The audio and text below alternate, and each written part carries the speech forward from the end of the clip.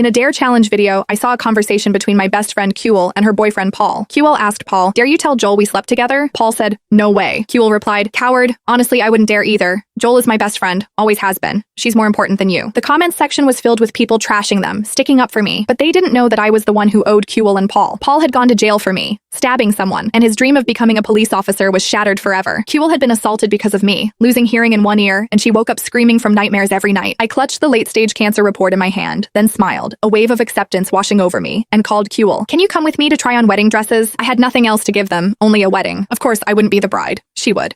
Kuel arrived while I was trying on wedding dresses, a satin mermaid gown adorned with pearls. Kuel's preferred elegant and sophisticated style. She looked confused. "But don't you like elaborate long train gowns?" "I thought I'd change my style," I said with a soft smile. She didn't notice how pale my face was. Her eyes were fixed on the dress, sparkling. Before that incident, she often used to dream with me about her future wedding. She said she wanted to walk down the aisle in a satin mermaid gown, with the venue covered in champagne-colored roses. "Kuel," I remembered it all. I took her slightly cold hand. "Could you try it on for me, please?" Kuel flinched as if my hand's warmth had burned her. "No, that won't do. A wedding dress is so sacred, but I'm a little tired. Just help me out." I whined and nuzzled into her neck. Kuel finally nodded. She always had a soft spot for me. Without a second thought, she changed into the gown. In front of the huge, full-length mirror, her eyes sparkled like a little girl who'd found a treasure. But then, Kuel's eyes welled up. She turned her back to wipe away her tears, choking back a sob. "Are you going to marry Paul in this?" I nodded. "Yes." Her voice trembled. Then, "Congratulations, Joel." I lowered my head, silent. Suddenly, a furious shout broke the quiet. "What are you doing?" I turned to see Paul. I was about to speak. Paul grabbed my wrist without a word and dragged me towards the changing room. He wasn't careful with his strength, gripping my wrist so hard it felt like he was trying to crush my bones. His strides were long, and I gasped, struggling to keep up. He was blinded by rage, not noticing his force as he violently slammed me against the changing room wall. My whole body shook with pain, and tears streamed down my face, an unwelcome betrayal. "Joel, do you even have a heart? You asked Kuel to try on a wedding dress for you, knowing full well she can never get married because of you." My lips were pale, and I struggled to open my mouth to explain. Paul's bloodshot eyes shot me a venomous look. "How could you be so heartless, twisting the knife in her wound?" No, that wasn't it. I wanted to explain, but I didn't know what to say. Should I tell him I saw Kuel's account and knew they'd slept together? Should I tell him I didn't want to hurt her, that I was giving her the wedding and him? Should I tell him I was dying soon? But all those words choked in my throat, impossible to say. Paul coldly dropped a single sentence. "You've disappointed me greatly." He turned and left with Kuel to change. The sales assistant looked at me awkwardly. She asked, "That wedding dress?" Recalling the fleeting sparkle in Kuel's eyes, I pulled out my card. "I'll take it." This was their first wedding gift from me. Soon, I arranged the second gift. I submitted a new wedding plan to the wedding planning company. They looked troubled. "The new plan is completely different from the previous one, Ms. Schmidt." I felt a pang of guilt, remembering how they'd worked sleepless nights on the first plan. "Can I pay extra?" After I offered a generous amount, they promised to deliver a flawless champagne rose-themed wedding in a month. I smiled faintly and told them, "The bride's name needs to be changed as well." The assistant, who had been smiling moments before, gaped at me.